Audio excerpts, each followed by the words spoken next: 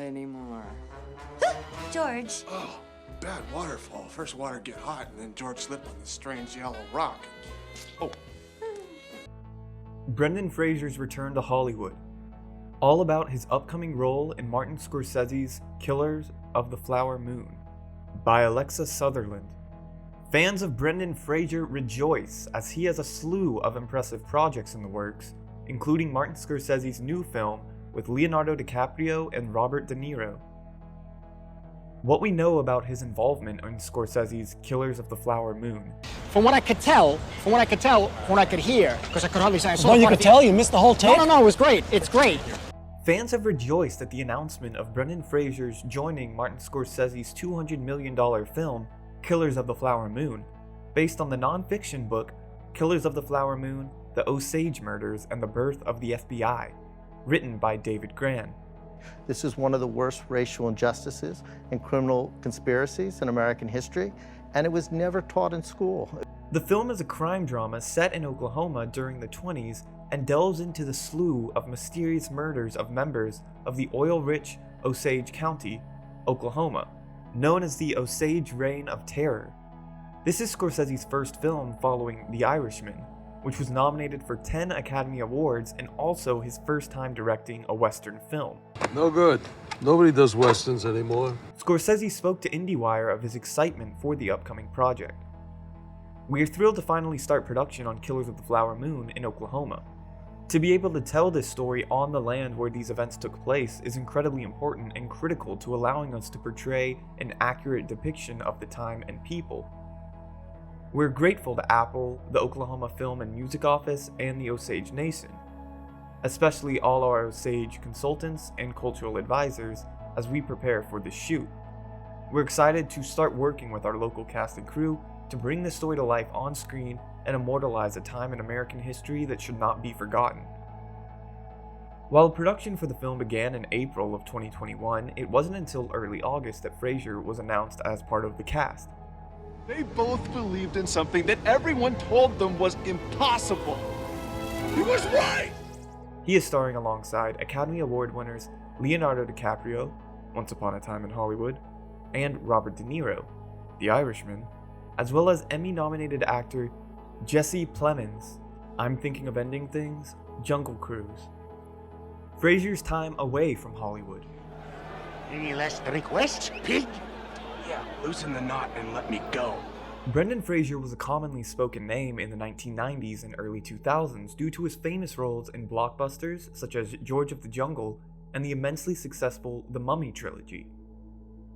While his career was flourishing, behind the scenes, Fraser was dealing with a significant amount of baggage.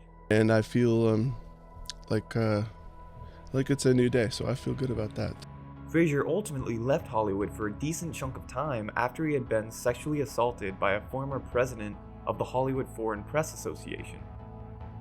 Fraser's physical health was also rapidly declining due to the wear and tear he had to put on his body after all the incredibly physical roles he had performed in his career. He underwent a series of surgeries that kept him in and out of the hospital for nearly 7 years, which included a laminectomy, surgery on his vocal cords, and a partial knee replacement.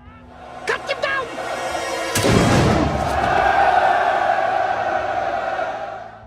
During this time, he also grieved the loss of his mother and was finalizing a divorce from his wife, Afton Smith. Recovering from these heartaches, procedures, as well as processing the previous assault, took a massive toll on the actor's mental health, and he sunk into a deep depression. He felt his career was blacklisted due to the assault, and in response became incredibly reclusive and ultimately stepped away from the spotlight and the entertainment industry altogether. Then I wanted to stop the music and have kids and a family and that kind of thing. And so. In an interview with GQ, he recalled these trying times. Going to work in between being in and out of those hospitals that wasn't always possible, So what I'm saying to you sounds, I hope, not like some sort of, hey, I had a boo-boo, I need to put a band-aid on it, but more of an account of the reality of what I was walking around in. I changed houses, I went through a divorce, some kids were born. I mean, they were born, but they're growing up.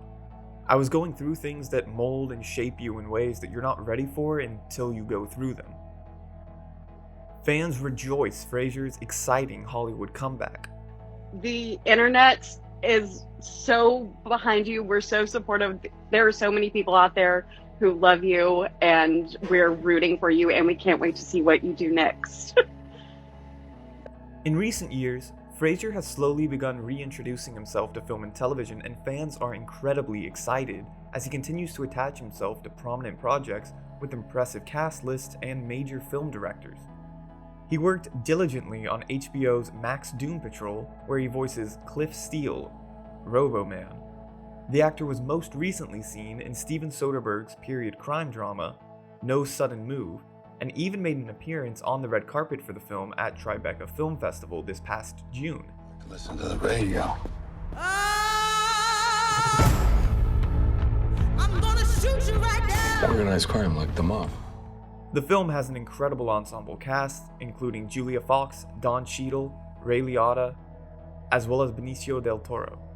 Fans are rejoicing at his comeback to Hollywood and have even taken to social media to share their excitement and support for his upcoming projects. While we eagerly await Killers of the Flower Moon, we can also expect to see him in the upcoming film The Whale, directed by Darren Aronofsky, based on the play of the same name written by Samuel D. Hunter, who will also be penning the film version. You wanna pay me to spend time with you? And I can help you with your work. It's what I do for my job. I help people edit their essays. The Whale will certainly shed a light on a more dramatic side of Fraser, as he is set to play a grieving widow and reclusive writing instructor suffering from obesity who is making an effort to reconnect with his estranged teenage daughter. While nearly all information for the film is being kept under wraps, we do know, thanks to Fraser in an interview with Newsweek, that plenty of makeup and prosthetics were required for the role. He added, "This is certainly far removed from anything I've ever done, but not to be coy, I haven't seen any of it yet, but I do know it's going to make a lasting impression." Ursula, talk later. George busy now. Set to join him in The Whale are Hong Chow, Downsizing, Sadie Sink, Stranger Things, Samantha Morton, Minority Report, and Ty Simpkins, Iron Man 3. There is no current release date for Killers of the Flower Moon or The Whale, but for now you can catch Fraser in No Sudden Move, which is currently streaming on HBO Max. He is also set to appear in the upcoming comedy by Max Barbacow, Brothers, alongside Glenn Close, Peter Dinklage, Taylor Page, and Josh Brolin, which is currently in pre-production.